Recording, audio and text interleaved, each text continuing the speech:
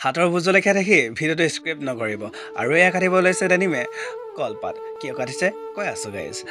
এখন নজৰিব বুলি দুখন কাটিছে যিহেতু আজি টেঙা খাম খোৱাৰে কথা গাইজ আৰু এতিয়া মই খাই আছোঁ ৰাক্ষৰ দৰে আৰু তাতে মানুহ এজন আহিলে বিয়াখন পাতিব হৈছে বিয়াখন পাতা সিমান হাঁহি উঠিছিল নহয় ৰ'ব গাইজ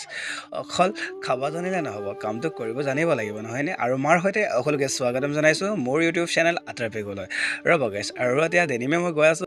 চকলা টেঙা ছিঙিবলৈ আৰু মোৰ খাবলৈ ভাগ্য আছিল কাৰণে খাবলৈ পাম চাগে চব খাই শেষ কৰিছে মাত্ৰ বাকী আছে এটা মোৰ ভাগৰ